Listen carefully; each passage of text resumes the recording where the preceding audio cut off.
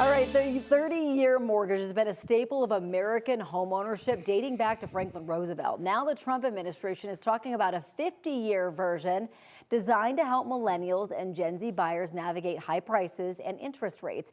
9 News real estate expert Lane Lyon joins us this morning with what this might look like. Lane is a realtor and managing broker at Coldwell Banker. Hey, Thanks Corey. for coming in. Good morning. Thanks for having me on. Oh my goodness, this is interesting. A 50-year mortgage. What's the reaction that you're hearing? Well, it is already generating some buzz. In fact, over the weekend, the head of the Federal Housing Finance Agency called it a game changer. I spoke with a local lender over the weekend, Corey, who says, you know, this is an idea that isn't totally new.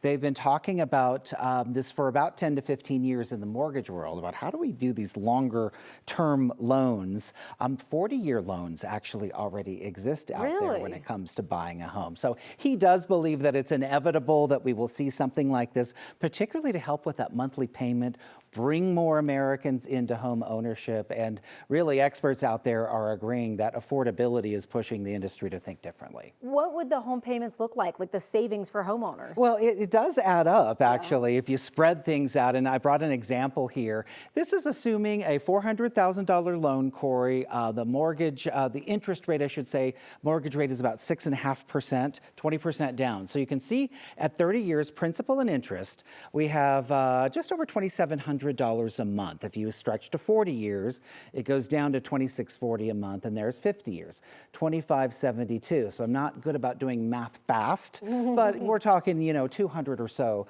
dollars a month just from moving 30 to 50 years in savings. Of course, you're going to be paying more interest over time too.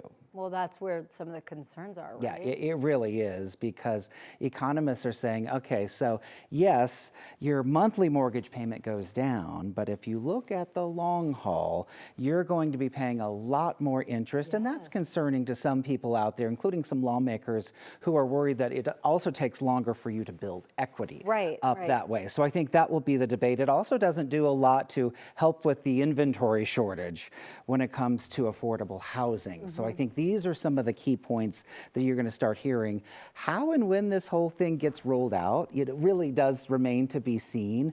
We have issues with people being able to afford housing. There's no doubt about this. So will it be this plan? Will it be something else? I can tell you there are some young people out there on the sidelines, Corey, that say, sign me up. Yeah, let's do it. If I could get my payment a little lower, I'd be in there today. So I think that in itself has realtors thinking, wow, what that might look like next year. We tend to see more buyers come to the marketplace. It gets busier.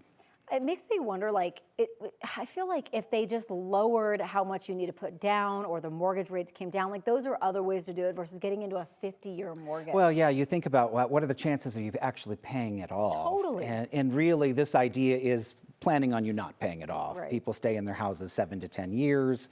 They're planning on you not paying it off, which is another piece that people are bringing up.